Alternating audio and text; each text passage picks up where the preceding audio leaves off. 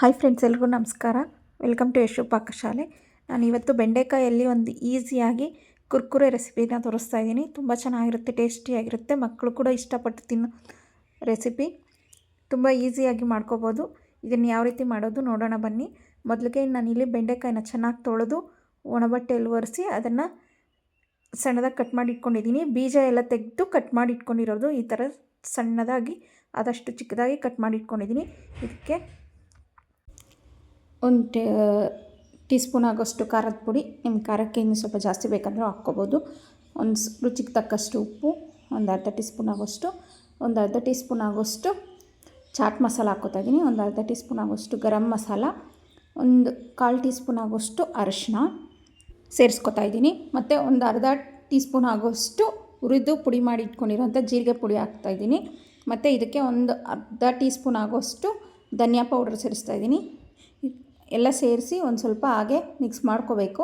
ಉಪ್ಪು ಖಾರ ಎಲ್ಲ ಇದಕ್ಕೆ ಅಪ್ಲೈ ಆಗೋ ಥರ ನಾವು ಇದನ್ನೆಲ್ಲ ಮಿಕ್ಸ್ ಮಾಡ್ಕೊಂಡಾದಮೇಲೆ ಇದಕ್ಕೆ ನಾನು ಒಂದು 3/4 ಕಪ್ ಆಗೋಷ್ಟು ಕಡಲೆ ಹಿಟ್ಟನ್ನ ಸೇರಿಸಿ ಸ್ವಲ್ಪನೇ ಹಾಕಿ ಮಿಕ್ಸ್ ಮಾಡ್ಕೋತಾ ಇದ್ದೀನಿ. ಮೊದಲು ನೀರು ಹಾಕ್ದಿರ ಹಾಗೆ ಮಿಕ್ಸ್ ಮಾಡ್ಕೋಬೇಕು. ಆಮೇಲೆ ಇದಕ್ಕೆ ಜಾಸ್ತಿ ಬೇಡ, ಒಂದು ಸ್ವಲ್ಪ ಒಂದು 2-3 ಟೇಬಲ್ ಸ್ಪೂನು ನೀರು ಹಾಕಿ ಮಿಕ್ಸ್ ಮಾಡ್ಕೋಬೇಕು. ಒಂದು ಟೇಬಲ್ ಸ್ಪೂನ್ ಆಗೋಷ್ಟು ಅಕ್ಕಿ ಹಿಟ್ಟು ಸೇರಿಸ್ತಾ ಇದ್ದೀನಿ. ನೀವು ಬೇಕಾದರೆ 1 ಟೇಬಲ್ ಸ್ಪೂನ್ ಕಾರ್ನ್ಫ್ಲವರ್ ಕೂಡ ಸೇರಿಸ್ಕೋಬೋದು. ನಾನಿಲ್ಲ ಕಡಲೆ ಹಿಟ್ಟು ಅಕ್ಕಿ ಹಿಟ್ಟು ಮಾತ್ರ ತೊಗೊಂಡಿದ್ದೀನಿ.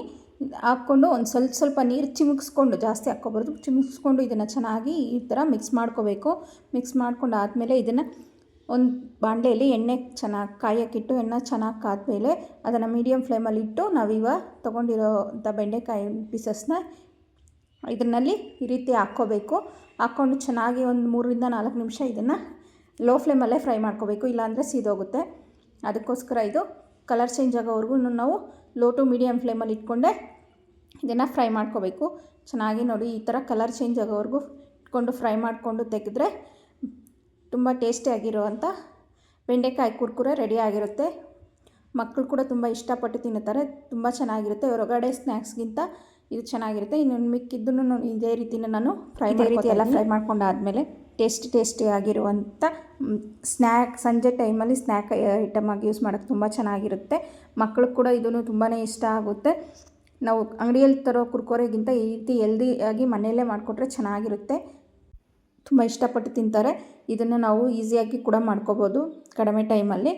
ನೀವು ಮನೇಲಿ ಟ್ರೈ ಮಾಡಿ ಒಂದ್ಸರಿ, ತುಂಬ ಚೆನ್ನಾಗಿ ಬರುತ್ತೆ. ಹೇಗೆ ಬಂದಿದೆ ಅಂತ ನಮಗೆ ಕಮೆಂಟ್ ಮಾಡಿ ತಿಳಿಸಿ. ನಿಮಗೆ ನಮ್ಮ ವಿಡಿಯೋ ಇಷ್ಟ ಆಗಿದ್ದರೆ ನಮ್ಮ ವಿಡಿಯೋನ ಲೈಕ್ ಮಾಡಿ, ನಿಮ್ಮ ಫ್ಯಾಮಿಲಿ ಫ್ರೆಂಡ್ಸ್ಗೆ ಶೇರ್ ಮಾಡಿ. ಆ್ಯಂಡ್ ಇಂಥ ಈಸಿ ರೆಸಿಪಿ ಮತ್ತು ಟೇಸ್ಟಿ ರೆಸಿಪೀಸ್ಗೋಸ್ಕರ ನಮ್ಮ ಚಾನಲ್ನ ಸಬ್ಸ್ಕ್ರೈಬ್ ಮಾಡಿ. Thank you for watching.